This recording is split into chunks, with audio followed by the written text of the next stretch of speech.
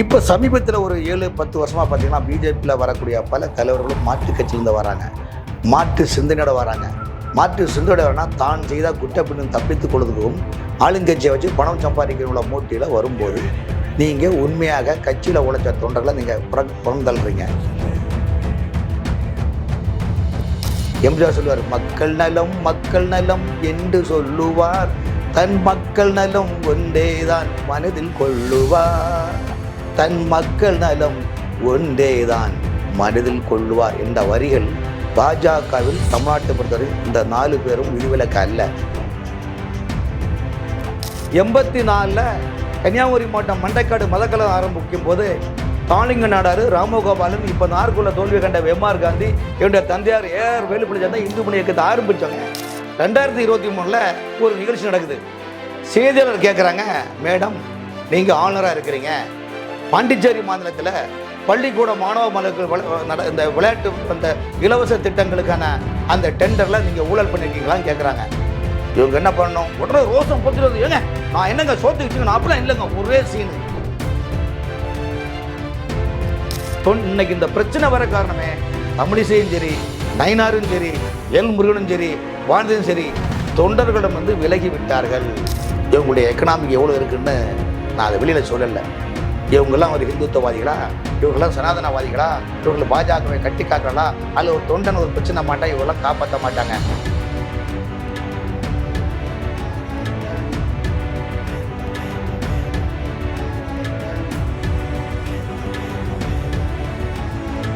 ஜாம்பவான் நேயர்கள் அனைவருக்கும் வணக்கம். நான் உங்கள் கார்த்திக் ராஜா. இன்னைக்கு நம்மோட அரங்கத்துல யார் இணைஞ்சிருக்காங்க அப்படின்னா அரசியல் விமர்சகர் பத்திரிகையாளர் திரு வி.எஸ். ராமன் அவர்கள் தான் இணைஞ்சிருக்காங்க. வாங்க உங்களை சந்திக்கலாம். சார் வணக்கம். வணக்கம் சார். பரபரப்பா நடந்து முடிஞ்சிருக்க தமிழ்நாட்டினுடைய தேர்தலில் இப்போ யாரை ஆட்சி அமைக்க போறா அப்படிங்கிற ஒரு சிக்கல் நிலவிட்டு இருந்தாலுமே கூட ஒவ்வொரு கட்சிகளும் இந்த தேர்தலுக்கு பின்னாடி தங்களை சுய விமர்சனம் செஞ்சுக்கிறாங்க. இந்த வாக்கு வங்கி அதிகமானதுக்கோ இல்லை கம்மியானதுக்கோ இல்லை வெற்றி அடைஞ்சதுக்கோ இல்லை தோல்வி அடைஞ்சதுக்கோ அப்படின்னு எல்லா கட்சிகள்லையும் இருக்கிற பட்சத்தில் குறிப்பா பாஜகவை பொறுத்த வரைக்கும் என்ன குறிப்பா பேசப்படுது அப்படின்னா மூத்த தலைவர்களாக இருக்கக்கூடிய, அதாவது முகமறிந்த திருமதி தமிழிசை சவுந்தரராஜனா இருக்கட்டும், எல் முருகன் அவர்களாக இருக்கட்டும், மத்திய அமைச்சராக இருக்கட்டும், அதே மாதிரி வானதி சீனிவாசனா இருக்கட்டும், இவங்க எல்லார் மேலேயும் கடுமையான விமர்சனங்கள் பாஜகவை சார்ந்தவர்களே, அதாவது அந்த கட்சியில் இருக்கக்கூடிய நபர்களே சமூக வலைதளங்களை தொடர்ச்சியாக எழுதுறாங்க. இவங்க அதாவது இதற்கு முன்னாடி அண்ணாமலை அவர்கள் இருந்தப்போ வாக்கு சதவீதம் அதிகமா இருந்தது, இவங்கெல்லாம் இன்னும் சரியான முறையில் உழைக்கல, புதியவர்களுக்கு வாய்ப்பு வழங்கணும், இப்படிங்கிற மாதிரியான விமர்சனங்கள்லாம் பாஜகவை சார்ந்து வருது. அவங்க ஒரே ஒரு சட்டமன்ற உறுப்பினர் தான் ஜெயிச்சும் இருக்காங்க. இது குறித்து இருக்கிற அந்த தகவல்கள் உண்மையா இல்லை உண்மையிலேயே அதில் இருக்கக்கூடிய கோஷ்டி பூசல்கள்னால இவங்களுக்கு எதிராக யாரும் அந்த மாதிரி ஒரு தகவல்களை கட்டமைக்கிறாங்களா? கோஷ்டி பூசல் எப்படி வருது? நீங்கள் தலைவராக இருக்கிறீங்க, நீங்கள் யாருக்கு போஸ்டிங் போட்டிங்களோ அவங்களாம் உங்கள் ஆதரவாளராக இருக்கீங்க. அப்புறம் உங்களை மாற்றுறாங்க. இப்போ நான் தலைவராக ஆகிறேன், அப்போ எனக்குன்னு ஒரு ஆதரவாளர் வருவாங்க. இப்போ காங்கிரஸ் கட்சியிலையும் கோஷ்டி பூசல் அப்படி தான் வருது. தேசிய கட்சி எல்லா கட்சியிலையும் இருக்குது, அது பிராந்திய கட்சியும் விட்டப்பாடு இல்லை. அந்த அடிப்படையில் பார்க்கும்போது வானதி சீனிவாசனை பொறுத்தவரையும் அவங்க ஏபிவிபியில் பாஜகவோட ஏபிவிபியில் இயக்கத்தில் பயணித்தவங்க, RSS உடைய நிலைப்பாடு. எல் முருகனும் அந்த நிலைப்பாடு இருந்தால் தான். தமிழிசை சவுந்தரராஜன் பாரம்பரியமாக காங்கிரஸ் கட்சியை சேர்ந்தவங்க. அவங்க காங்கிரஸ் கட்சியில் மாவட்ட மருத்துவமனை செயலராக இருந்து அப்போ மாநில மருத்துவமனை செயலராக ஆகி அப்புறம் தான் அவங்க காங்கிரஸ் பிஜேபியுடைய தலைவராக ஆனாங்க. தொண்டர்களுடைய அந்த மனக்குமரில் தான் நானும் அதை ஏற்றுக்கிறேன். காரணம்னா இந்த பிஜேபி இயக்கம் என்பது பேசிக்கலி RSS, ஹிந்து முன்னணி, விஸ்வ இந்து பரிஷத்து இந்த மாதிரி கட்டமைப்பில் வந்தவங்க தான். ஓட்டு வங்கிக்கான முகம்தான் பாஜக. அந்த முகம்னு வரும்போது ஏற்கனவே எங்கள் களப்பணியில் இருக்கிறாங்களா விஸ்வ இந்து பரிஷத்து, ஹிந்து முன்னணி, RSS எல்லாம் அடி வாங்கி இடி வாங்கி ஜெயிலில் போய் கஷ்டப்பட்டு துன்பப்பட்டு துயரப்பட்டு ஒரு சனாதனத்துக்கு உள்வாங்கி அந்த மாதிரி பயணிக்கக்கூடியவங்களுக்கு உணர்வு தான் முக்கியமும், நாடு முக்கியம், தேசம் முக்கியம் என்ற நிலைப்பாடு தான் பயணிக்கிறாங்க. இப்போ சமீபத்தில் ஒரு 7-10 வருஷமாக பார்த்தீங்கன்னா பிஜேபியில் வரக்கூடிய பல தலைவர்களும் மாற்று கட்சியிலேருந்து வராங்க, மாற்று சிந்தனையோட வராங்க. மாற்று சிந்தனையோட வரனா தான் செய்தால் குற்றப்பின்னு தப்பித்துக் கொள்வதுக்கும் ஆளுங்கட்சியை வச்சு பணம் சம்பாதிக்கிற மூட்டியில் வரும்போது நீங்கள் உண்மையாக கட்சியில் உழைச்ச தொண்டர்களை நீங்கள் புறந்தள்ளுறீங்க. அந்த அடிப்படையில் பார்க்கும்போது இப்போ நீங்கள் சொன்ன நயினார் நாகேந்திரனும் தமிழிசை சவுந்தரனும் வானதி சீனிவாசனும் எல் முருகன் என்பது தொண்டர்கள் என்ன நினைக்கிறாங்கன்னா, நீங்கள் 4 பேரும் கட்சியை மறந்துட்டீங்க, உங்களை வரைக்கும் நீங்கள் வளர்ந்துட்டீங்க. எம்ஜிஆர் சொல்லுவார், மக்கள் நலம் மக்கள் நலம் என்று சொல்லுவார், தன் மக்கள் நலம் ஒன்றேதான் மனதில் கொள்ளுவார், தன் மக்கள் நலம் ஒன்றேதான் மனதில் கொள்வார் என்ற வரிகள் பாஜகவில் தமிழ்நாட்டை பொறுத்தவரைக்கும் இந்த 4 பேரும் விதிவிலக்கு அல்ல என்ற நிலைப்பாடு தான் நிலைப்பாடு. கீழே தமிழிசை சவுந்தரராஜனை பார்த்தீங்கன்னா 6 ஆண்டு காலம் அவங்க பிஜேபி தலைவராக இருந்தாங்க. உயர்ந்த பதவி. ஆந்திரா தெலுங்கானா மாநிலம் கவர்னர், பாண்டிச்சேரி மாநில கவர்னர், இந்த 2 கவர்னர் இருந்தாங்க. அப்போ அவங்கள எலெக்ஷன் 2024 நாடாளுமன்ற தேர்தல் சென்னையில் நிற்கிறாங்க, தோல்வி அடைகிறாங்க. இப்போ 2026 மயிலாப்பூர் எம்எல்ஏ எலெக்ஷன் நிற்கிறாங்க. அவங்க நிற்காத ஒரு பாக்கி அடுத்து கவுன்சில் எலெக்ஷன் நிற்கணும். சென்னை கார்பரேஷன் கவுன்சில் எலெக்ஷன்னா அதோட முடிச்சு போயிடுவாங்க. ஆனால் இதில் என்ன விஷயம்னா, ஆன்லைன் இருக்கும்போது பெரிய பதவி, அதை தாண்டி நீங்கள் அப்கிரேட் தான் ஆகணும். நீங்கள் அதை விட்டுக்கிட்டு எம்பி எலெக்ஷன் இன்னும் தோல்வி அடைஞ்சிக்கிட்டு சாதாரண தொண்டனையும் நீங்கள் மதிக்கிறது கிடையாது. தொண்டனையும் கிட்ட சாக்குது இல்லாமல் உங்கள் எக்கனாமிக் கேடரில் உள்ளவங்களை மட்டும் நீங்கள் கூப்பிட்டு பேசும்போது தொண்டன் அங்கே தான் மரணம் அவனுடைய வலியை அப்போ தான் வெளிப்படுத்துகிறான். உங்களுக்கு நான் வெளிப்படையாக சொல்ல போனால், தமிழிசை சவுந்தரராஜனுக்கு தந்தையார் குமரி ஆனந்தன் உங்களுக்கு தெரியும். குமரி ஆனந்தன் பெருந்தலைவர் காமராஜருடன் இருந்தவர். பெருந்தலைவர் காமராஜரும் என்னுடைய தந்தையாருமான ஏர் வேலுப்பிள்ளை, குமரி ஆனந்தன், பட்டந்தோண பிள்ளை, குஞ்சன் நாடார், பொன்னப்ப நாடார், பொன்னரசீஸ்வரர், ஜோதி அவங்காசல், லூர்தாமா போன்ற மிகப்பெரும் தலைவர். நான் சொல்கிற தலைவர்கள் எல்லாமே இன்றைக்கி அவங்க 3வது வாரிசு பேர பிள்ளைங்க தான் இருக்கிறாங்க. 2 தலைமுறை காலமாயிட்டாங்க. அப்படி ஒரு கட்டமைப்பான உருவாக்கப்பட்ட காமராஜர் கூட இருந்துட்ட போது அப்படியே குமரி ஆனந்தன் மணி மேக்கில் தான் குறிக்கோளாக இருப்பார், தவிர்த்து சர்வீஸ் மேக்கெல்லாம் கிடையாது. எங்கே போனாலும் தன்னை ஒரு குட்டி காமராஜர் நினைத்துக் கொள்வார். அவருக்குன்னு ஒரு 10 பேரை வச்சுக்கிட்டு இதோ குட்டி காமராஜர் வந்து கொண்டே இருக்கிறார்னு சொல்லி ஒரு பில்டப் பண்ணி, அதே பில்டப், அதாவது சதா நேரத்திலையும் எவன் எப்படி போனால் என்ன, நாடு எப்படி நம்ம வரைக்கும் பார்த்துக்கணும், நம்மளை பற்றியே புகழறிஞ்சு விட்டணும், நம்மளை பற்றி தினசரி 4 பேர் பில்டப் பண்ணி பேசணும்டா ஒற்றை இலக்கை நோக்கி உள்ளவர் தான் குமரி ஆனந்தன். அந்த குமரி ஆனந்தனால் பாதிக்கப்பட்ட குடும்பம் எங்கள் குடும்பம். அதெல்லாம் வெளிப்படையாக சொல்ல முடியல நிறைய விஷயங்கள். குமரி ஆனந்தன் தான் என்னுடைய தந்தையார் வேலுப்பிள்ளையுடைய அரசியல் வளர்ச்சி மட்டுமல்ல பல்வேறு வளர்ச்சிகளை கெடுத்து குட்டி எங்களுடைய குடும்பத்தை நிற்கதேசியான ஆக்கிய அந்த நிலைப்பாடு குமரி ஆனந்தன். நான் வெளியே சொல்ல முடியுமா? அந்த குமரி ஆனந்தனுக்கு மகள் தான் இன்று தமிழிசை சவுந்தரராஜன். அப்போ நூலை போல் சீலை சொல்லுவாங்களே இல்லையா, நூலை போல் சீலைன்னு சொல்லுவாங்க. அப்படி இருக்கும்போது தந்தை தாய்க்கு என்ன சிந்தனை உள்ளதோ அதே போல் தான் பிள்ளைக்கும் இருக்கும்போது அது எல்லாருக்கும் தெரியும். சொல்லுவாங்களே தகப்பனை போல இருக்கிறான்டான்னு சொல்லுவாங்க, அம்மா போல இருக்கிறாங்கன்னு சொல்லுவாங்க கிராமத்தில். அதே போல் தமிழிசை சவுந்தரராஜனை ஒரு சுயநலம் என்ற ஒற்றை இலக்கை நோக்கி வரக்குள்ள ஹிந்து அந்த RS இதெல்லாம் சும்மா சீன் தான், ஒரு நாடகம். இதை இன்னைக்கு எவ்வளோ அவங்க இது பண்ணியிருக்கிறாங்க, எவ்வளோன்னு எங்களுக்கு நாங்கள் அதை வெளிப்படையாக சொல்ல விரும்பலை. இதுவரையிலும் தமிழிசை சவுந்தரனை வச்சு யாராவது ஒரு சிங்கிள் நயா பைசாக்கி பைலட் ரஞ்சன் ஒரு ஆளை சொல்லுங்கள். எப்போ போனாலும் கவர்னர் ஆனவனா தன்னை ஒரு பெரிய ஒரு கட்டமைப்பு பிம்பத்தை கலத்தி கொண்டு எல்லா கட்சிகளையும் நல்ல வர்த்தகத்திலையும் தொடர்பையும் வைத்துக்கொண்டு தன்னை ஒரு ஹிந்துத்துவ போராளின்னு சொன்னால் யாரை ஏமாத்துறீங்க? நீங்கள் என்ன கட்சிக்காக ஜெயிலுக்கு போனீங்களா? நீங்கள் நாட்டு நட்டிங்களா? நீங்கள் களப்பறிச்சிங்களா? இல்லை நீங்கள் யாரை என்ன பண்ணுறீங்க? சும்மா உட்காந்து நான் ஹிந்துத்துவவாதி ஒன்றும் எல்லாமே நாடகங்க. இதுவரைக்கும் நான் சொல்கிறேன், 5-7 ஆண்டுகளுக்கு முன்னால் என்னுடைய வீட்டில் ஒரு நிகழ்ச்சி நடக்குது. அந்த அம்மா பிஜேபி தலைவர், நான் பத்திரிகை கொடுக்க போகிறேன்.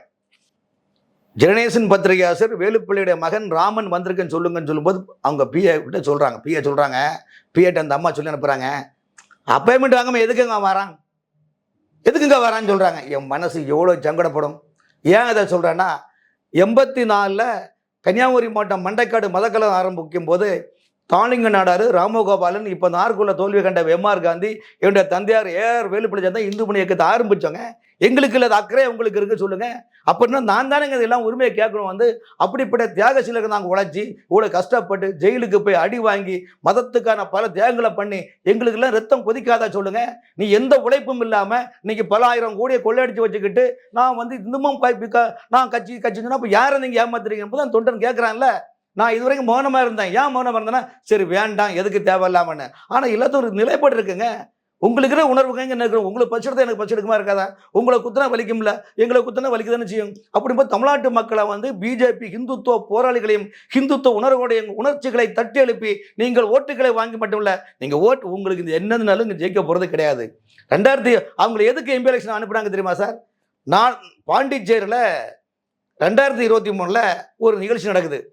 செய்தியாளர் கேட்குறாங்க, மேடம் நீங்கள் ஆளுநராக இருக்கிறீங்க, பாண்டிச்சேரி மாநிலத்தில் பள்ளிக்கூட மாணவ மாணவர்கள் இந்த விளையாட்டு அந்த இலவச திட்டங்களுக்கான அந்த டெண்டரில் நீங்கள் ஊழல் பண்ணியிருக்கீங்களான்னு கேட்குறாங்க. இவங்க என்ன பண்ணணும், உடனே ரோசம் பொத்துறது, ஏங்க நான் என்னங்க சோத்துக்கு வச்சுங்க, நான் அப்படிலாம் இல்லைங்க, ஒரே சீனு. ஏன் இதை பண்ணுறாங்கன்னா, பாண்டிச்சேரி முதலமைச்சர் ரங்கசாமி அவர்கள் ஆல்ரெடி டெல்லியில் சொல்லிட்டாங்க, இவங்க ஒவ்வொரு டெண்டர் கால் பண்ணி எல்லாமே டீல் பண்ணுறாங்க, எல்லாம் கொடுத்துட்டாங்க. ஆர்எஸ்எஸ் இயக்கத்துடைய நிலைப்பாடு என்னங்க? ஆர்எஸ்எஸ் இயக்கம் ஒரு மாநிலத்தில் நீங்கள் பிஜேபியை பொறுத்தவரை என்னென்னா, ஒரு தவறு செஞ்சால் உங்களை அப்படியே ஃபாலோ பண்ணிட்டே இருப்பாங்க. கால நேரங்களில் வரும்போது உங்களை கிளட்டி விட்டுருவாங்க. மேகாலயா கவர்னர் சண்முகநாதன் இருந்தாரா இல்லையா? அவர் பாலியல் பிரச்சனை மாட்டினார், கரெக்டாக ராஜினா பண்ணாங்க, அவர் வந்தார் பண்ணார். இப்போ யாராவது அவரை சட்டம் பண்ணிட்டாங்களா? அதே போல் பாஜகவை பொறுத்தவரையும் ஒரு வாய்ப்பு கொடுப்பாங்க. அந்த வாய்ப்பில் நீங்கள் உங்களை டிகிரி போட்டு பார்த்துட்டு வெயிட் பார்ப்பாங்க. அதே போல் அவங்க பண்ண தவறை தான், சரி நீங்களாம் பார்த்தது போதும் இம்பியலேஷன் அவங்க தான் தள்ளி விட்டாங்க. அவங்க தான் இன்றைக்கி தென்சென்னையில் நில்லுங்கன்னு சொல்லி நிற்க வச்சது. ஏங்க தென்சென்னை என்பது திமுக கோட்டை. அந்த கோட்டைக்குள்ள வந்து என்ன தோப்பீங்கன்னு உங்களுக்கே தெரியும். அப்போ தெரிஞ்சு யாராவது விஷம் குடிப்பாங்களா சொல்லுங்கள்? தோத்துட்டோம்னா ஐயோ போச்சே போச்சுன்னா அப்போ உங்களுக்கு என்ன பதவி வெறி தானே அந்த காரணம்? இதே பதவி வரை எங்களுக்கு இருக்காதா? எங்களுக்கு ஒரு போர்டு சேர்மன் இருக்கணும் எங்களுக்கு ஆசை இருக்காதா? எங்களுக்கு கவுன்சில் ஆகணும் எங்களுக்கு ஆசை இருக்காதா? எங்களுக்கு கவர்னர் எங்களுக்கு ஆசை இருக்காதா? என்னுடைய உணர்வே இன்னைக்கு தான் முதல் முறையாக எழுப்புறேன்னா, என்ன மாதிரி ஒன்றும் இவ்வளோ கஷ்டப்பட்டு லட்சக்கணக்கான தொண்டன் தமிழ்நாட்டில் போது தன்னுடைய வேதனையை வெளிப்படுத்துகிறாங்க. அந்த வேதனை தான் நீங்கள் சொல்கிறீங்க கவர்னர் இருந்தாச்சு பதில் எதுக்கு நீங்கள் ஓய்வெடுக்க போங்க, திரும்ப நீங்கள் வந்து உட்காந்துக்கிட்டு எனக்கு அது வேணும் இது வேணும்னு சொன்னால் நீங்கள் யாரை வாழ வச்சிங்க சொல்லுங்கள்? பாஜக என்பது ஒரு தனி மனிதன் சொத்து அல்ல, அது யாராக இருந்தாலும் சரிதான். ஆர்எஸ்எஸ் உடைய சித்தாந்தமே தனி மனித புகழரும் கூடாது. ஆனால் இங்கு 4 பேர் விமர்சனம் பண்ணுறாங்கல்ல, எல் முருகன், நயினார் நாகேந்திரன், வானதி சீனிவாசன், தமிழிசை சவுந்தரராஜன்லாம், ஏனென்றால் இவர்கள் தங்களுக்கு மட்டுமே தேவையான நிலைப்பாடுகளை பூர்த்தி செய்து கொண்டு தொண்டர்களை வாழ வைத்து நின்று ஒருத்தரை சொல்லுங்க. தமிழ்நாட்டில் 100 லட்சம் தொண்டர்கள் இருக்கிறாங்க. எங்கள் குமரி மாவட்டத்தில் இன்னைக்கும் பார்த்தீங்கன்னா இந்த கட்சிக்கு உழைச்ச ஆயிரக்கணக்கான தொண்டர்கள் வேலை இல்லாமல் நடுத்தொள்ள நிற்கிறாங்க சார். 40 வயசு 50 வயசு கல்யாணம் பண்ணக்கூடிய முடியாத அவ்வளோ கஷ்டப்படுறாங்கன்னா இந்த இயக்கத்துக்கு தியாகசீலர்கள் சார். நீங்கள் மதிச்சிங்களா? இன்னும் ஒளிப்பட சொன்ன போனால் 2 வருஷத்துக்கு முன்னால் சென்னை வாழ்ல கிருஷ்ணபக சமுதாயம் இருக்குது. அவங்க கிருஷ்ண ஜெயந்தி அன்னைக்கு நம்ம முடிச்சூரில் நிகழ்ச்சி பண்ணுவாங்க, உரியடி நிகழ்ச்சி பண்ணுவாங்க. தெரியும் உங்களுக்கு உரியடி நிகழ்ச்சின்னு? அந்த உரிய நிகழ்ச்சி அந்த இளைஞர்கள் கூப்பிட போகிறாங்க. 4 நாள் அவங்க அலைய வச்சுக்கிட்டு 2000 பேரை கூப்பிட்டு வருவாங்களா? 4000 பேர் வருவாங்களா? அப்போ நீ யாரால வளர்ந்த அதை சொல்லுங்க. அப்போ நீ யாரால வளர்க்கப்பட்டியோ அவர்களே நீ மிதிச்சு தள்ளுறீங்கன்னா உங்களுடைய நோக்கம் என்ன? நீங்கள் ஹிந்துத்துவவாதிகளா? நீங்கள் சனாதனவாதிகளா? யார்கிட்ட ஏமாத்துறீங்க? அதனால தான் தொண்டன் இன்னைக்கு முகநூல் பக்கத்தில் கழுவி ஊத்துறான்னா அவங்களோட மன வேதனையை தான் இன்னைக்கு உங்கள் முன்னாடி ஜாம்பவான் தொலைக்காட்சியில் இன்னைக்கு தான் இப்போ தமிழிசையை பற்றி இவ்வளோ சொல்கிறேன். தமிழிசை எப்படி சொல்லணும், நிறைய விஷயங்கள் இருக்குது. இவங்க எந்த கட்சி யார் எதுவுமே பண்ணலங்க. அவங்களுக்கு சுயநலனுக்கு தான் பார்த்தாங்களே தவிர்த்து இந்த தேசத்துக்காகவோ இந்த மக்களுக்காகவோ ஜல்லி பைசாய் கூட அவங்க செலவினம் பண்ணது கிடையாது. இந்த தேர்தலுக்கு 27 சட்டமன்ற தொகுதியில் பாஜக டெல்லியிலேருந்து எத்தனை கோடி பணம் கொடுத்தாங்க தெரியுமா? பணம் கொடுத்து செலவு பண்ணாமல் தேர்தல் முடிஞ்ச மறுநாளைக்கு பெரிய பெரிய ஃபாரின் காரில் போகிற வேட்பாளர்கள் இன்னைக்கு இருக்கிறாங்க. 2024 நாடாளுமன்ற தேர்தலும் இந்த மாதிரி தான் நடத்துகிறாங்க. 2020 சட்டமன்ற தேர்தலும் இப்படி நடத்துகிறாங்க. காரணம் என்ன? டெல்லியில் உள்ள தலைவர்கள் வராங்க, அவங்களுக்கு சொல்லி குத்தம் கிடையாது, வருவாங்க, தன்னுடைய நிலைப்பாட போகிறவங்க போயிட்டுருப்பாங்க. தமிழ்நாட்டுடைய கட்டமைப்பு அர்ஜுன் சம்பத்லாம் எவ்வளோ பெரிய லீடர், இந்துக்களுக்காக ஹிந்துத்துவ சிந்தனை உள்ளவர் அர்ஜுன் சம்பத். இப்போ அண்ணாமலை நிற்கிறாங்க, அது மேலிடத்தில் உள்ள சில விஷயங்களுக்காக நிற்கிறாங்க. அதிமுகவும் பாஜகவும் கூட்டணி அமைக்க வேண்டும், தேர்தலில் வெற்றி பெற வேண்டும் என்பதற்காக சில விஷயங்களுக்காக அவரை வந்து பதவியில் நீக்கி அண்ணா போட்டுக்கிறாங்க. இதுதான் அந்த நிலைப்பாடு. இதே போல் வானதி சீனிவாசன் அவங்க மயிலாப்பூரில் நிற்கும் போது 2500 தோக்குறாங்க. பொண்டாதேசன் தான் கூப்பிட்டு நீ உங்கள் ஊர் கோயம்புத்தூர் தானே, கோயம்புத்தூர் தெற்கு தொகுதியில் நில்லுங்கன்னு சொன்னாங்க, ஜெயிச்சாங்க. இந்த முறை அந்த தொகுதியை நயனார் நாகேந்திரன் செந்தில் பாலாஜி திமுக நிற்கிறாங்க. வடக்கில் கோயம்புத்தூர் வடக்கில் நின்று அம்மன் அர்ஜுனனை தெற்கில் நிற்க வச்சாங்க. அதில் ஒரு உள்ளடி இருக்குது எனக்கு தெரியும், அதை நான் வெளிப்படையாக சொல்ல விரும்பல. ஆகவே இதில் எங்கே ஹிந்துத்துவம் இருக்குது சொல்லுங்கள்? இப்போ எல் முருகன் 2 முறை, நான் ஷார்ட்டாக தான் சொல்கிறேன், 2 முறை எஸ்டிஎஸ்சி பிரிவு சேர்மனாக இருந்தார். அப்புறம் எப்படி நடந்துக்கிட்டார் என்பது அந்த துறையை எங்கெங்கே ஆய்வு பண்ணாரோ அங்குள்ள அதிகாரிகளுக்கு சொல்லுவாங்க. அதிகாரி எனக்கு பழக்கம் இருக்குன்னு சொல்கிறேன். அதுக்கு அடுத்தது பிஜேபி தலைவராக வந்தார். அதுக்கு அடுத்தது 2 முறை மத்திய அமைச்சராக இருக்கிறார். இந்த மத்திய அமைச்சராக இருந்து அவர் ஏதாவது ஒரு ஆர்எஸ்எஸ் காரங்களுக்கோ அல்லது பிஜேபிக்காரங்களுக்கோ யாருக்கா ஒரு வேலை வாங்கி கொடுத்தேன்னு சொல்லுங்க. இல்லை, ஏதோ அதாவது திமுக அதிமுக காங்கிரஸ் அமைச்சரோட இந்த மாதிரி பந்தா பண்ண மாட்டாங்க. கட்சிக்கு உழைச்சி வந்து இப்போ அங்கே உள்ள பாதுகாப்பெல்லாம் வச்சு ஆகும்னு ஒரே சீனப்படுது. இதே போல் அண்ணாமலையும் பார்த்தீங்கன்னா நல்ல மனிதர் தான். ஆனால் அண்ணாமலையை கெடுத்ததும் அவருடைய இமேஜை கெடுத்ததும் அவரை சுற்றி இருக்கிற ஒரு 30-40 பிஏக்கள் இருக்கிறாங்க. அந்த பிஏக்களை யாருக்கும் பெரிய விவரமும் கிடையாது. வரக்கூடியவங்க யார் இன்னும் கிடையாது. அவங்கள காக்க வச்சுக்கிட்டு நீ பெருசா நான் பெரிய ஆளுனா அண்ணாமலைட்டு இருக்கிற பிஏக்கள் அத்தனை பேரும் ஆடுற ஆட்டம்லாம் சாதாரண விஷயம் கிடையாது. அந்த அளவுக்கு ஆட்டம் மாறினாங்க. அதனால அவருக்கும் இதெல்லாம் அதாவது அந்த கட்சி தொண்டருடைய மனக்குமரில் தான் உங்கள்கிட்ட தான் வெளிச்சம் போட்டு காட்டுறேன். இப்போ நயனார் நாகேந்திரன் கதைக்கு வந்துடுவோம். நயனார் நாகேந்திரன் அவர் ஒரு திராவிட சிந்தனையாளர். அவர் ஒரு பெரிய கிரஷர், ஹோட்டல்ஸ் மேனேஜ்மெண்ட்டு, பெரிய பல ஆயிரம் கோடி ரூபாய பெரிய வர்த்தகத்துக்கான நிலைப்பாடு. அவரை பொறுத்த வரைக்கும் அண்ணாமலை 12% கொண்டு வந்தார். நயனார் நாகேந்திரன் தெரியல 3% கொண்டு வந்துட்டார். அந்த ஏன் காரணம்னா அவர் வாங்கின 27 அந்த தொகுதியும் பார்த்தீங்கன்னா தோக்கிற தொகுதி தான் எடப்பாடி வாங்கியிருக்காரு. அதே போல் அப்பாவு சபையினர் இருந்தார். அவருக்கு தொகுதியில் ஒரு பிஜேபியில் நிற்க வச்சாங்க. அவர் அந்த வாங்கின சீட்டும் சரி, நிற்க வச்ச இடமும் சரி, எல்லாமே ஆளுங்கட்சிக்கு வேலு போலானா பெரும் தலைவர்கிட்ட எதிர்த்து நின்று ஜெயிக்க முடியுமா சொல்லுங்க? எப்படிங்க ஜெயிக்க முடியும்னு சொல்லுங்க? இவங்க ஏடிஎம்கே டிஎம்கே என்ன பண்ணிட்டாங்கன்னா 2 கூட்டணியும் நீ பெருசா நான் பெருசா போட்டிட்டாங்க. ஆனால் பின்னால் ஒருத்தன் இருக்கிறானே இந்த வடிவேலு, இந்த பயில்வான் ரங்கநாதன் ஒரு படத்தில் வருவார், கோப்பை வாங்கிட்டு வருவார். கோப்பை வாங்கிட்டு வீட்டுக்கு வருவார். மணி வீட்டுக்கு அப்புறம் பாத்தியா நான் மல்யுத்த வீரர் ஒன்று கட்டில் ஒருத்தன் ஏற்கனவே ஒருத்தன் கீழே படுத்து கிடப்பாங்க. மேலே வந்து கவுண்டர் பண்ணி உட்காந்துருப்பாங்க. எல்லாம் மேலே ஏங்க பால்காரனை பைசா கொடுக்கணும் எல்லாம் மேலோட பார்த்துடுவான் என்ன வீட்டுக்காரன் சொல்லுவான். ஒரு குறிப்பிட்ட எப்போ மேலே பார்த்துட்டு மேலே கவுண்டர் பண்ணி வரது ஏன்டா கோம்பிட்டு தெரியா எப்போ போய் மேலோட பார்த்துட்டு மேலே வந்து கீழே ஒருத்தன் படுத்துக்கிறான் பார்த்துக்கிட்டான்னு சொல்லி மாட்டிக்கிடுவோம் பாருங்க. அதே போல தான் எல்லாம் மேலோட பார்த்துட்டு மேலே சொல்லி பார்த்து ஏற இது பண்ணுறீங்க. ஆனால் நயனார் நாகேந்திரனை பொறுத்த வரைக்கும் அவர் பெரிய கமர்ஷியல் பிஸ்னஸான மேன். இப்போ அவரை பற்றி ஏன் இவ்வளோ விமர்சனம் வருதுன்னா அவர் வந்து கட்சிக்கான ஒரு பெரிய நிலைப்படம் சொல்லிட்டு இருக்க முடியாது. வந்து ஏன் காரணம்னா அவர் வந்து சந்திக்க முடியாது. அவருக்கு ஃபோனை போட்டால் எடுக்கவும் மாட்டார். வாரிசு அரசியல் இந்தியாவிலே பிஜேபியில் கிடையாது. அவருக்கு மகன் பாலாஜிக்கு மாநில அளவில் பொறுப்பு கொடுத்துருக்காங்க. இப்போ நடந்து முடிஞ்ச எம்எல்ஏ எலெக்ஷனில் கூட நிறைய பேர்ட்ட காசு வாங்கினதாகவும் பல ஆட்கள் அதுக்கான ஆதாரங்களை வச்சதாக சொல்கிறாங்க. அது உண்மையோ பொய்யோ என்பதில் அது சம்மந்தமாக நிறைய விமர்சனங்களை போயிட்டு இருக்குது. ஸோ இதெல்லாமே பார்த்தீங்கன்னா தொண்டருடைய மனக்குமுறல். சார் 84லேருந்து நாங்கள் இதில் பயணிக்கிறோம் சார், எங்களுக்கு தெரியாதா? அன்னைக்கு 84, 85, 90 வரைக்கும் தமிழ்நாட்டில் பிஜேபின்னு யாருக்குமே தெரியாது சார். பிஜேபின்னு சொல்லுவாங்க. பிஜேபி பணிதாசுக்கர்ல அதுதான் மக்களுக்கு தெரியும். பிஜேபின்னு யாருக்கு அன்னைக்கு 2 எம்எல்ஏ. இன்னைக்கு ஆலம் மாற மாதிரி இருக்குது. ஆலம் மாற மாதிரி நிறைய பேர் வந்து அதில் இளைப்பற வராங்க. அன்னைக்கு ஒன்றுமே இல்லாத நாங்கள் நிற்கிறோம் ஃபீல்டுக்கு.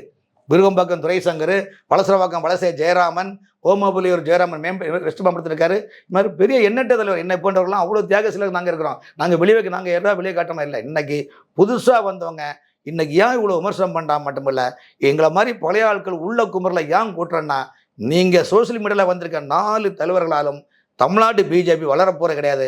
இவங்களால் இந்த பிஜேபிக்கு எந்த புண்ணியமும் கிடையாது. சித்தாந்தவாதிகளும் ஒதுங்கிட்டாங்க.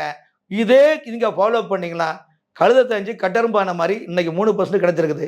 ஏன்னா ஹிந்துத்துவ சிந்தனையாளர் இன்னைக்கு தமிழ்நாட்டில் குறைவாயிட்டாங்க. ஏன் குறைவாக ஆகி போயிட்டாங்கன்னா அந்த ஹிந்துத்துவ சிந்தனை தானே உங்களுக்கு வரும். ஐயா, தகப்பனுக்கும் தாய்க்கும் பிள்ளை மேலே பாசம் இருக்கணும், பிள்ளைக்கும் பேரண்ட்ஸ் மேலே பாசம் இருக்கணும். அப்படி இருந்தால் தான் ஒரு குடும்பமாக இருக்கணும். நீங்கள் உங்களை பிஸ்னஸ் மேக்கில் நீங்கள் போனீங்களா இன்னைக்கு இந்த பிரச்சனை வர காரணமே தமிழிசையும் சரி, நயினாரும் சரி, எல் முருகனும் சரி, பாரதியும் சரி தொண்டர்களிடம் வந்து விலகி விட்டார்கள். தொண்டர்களுடைய மனக்குமரலையோ கட்சியினுடைய மனக்குமரலையோ இவர்கள் கேட்பதில்லை. தேர்தல் என்பது வேறு, கட்சி என்பது வேறு. தேர்தல் நேரத்தில் மட்டும் அது பண்ணி எங்கே பண்ண முடியும்னு சொல்லுங்க. இதுதான் இன்னைக்கு தோல்விக்கு அடையாளம். ஆகவே தவறுகளை திருத்திக் கொள்ள வேண்டும். அதாவது ஒரு குற்றம் சிசிடிவி கேமரா எதுக்கு வச்சுருக்காங்க?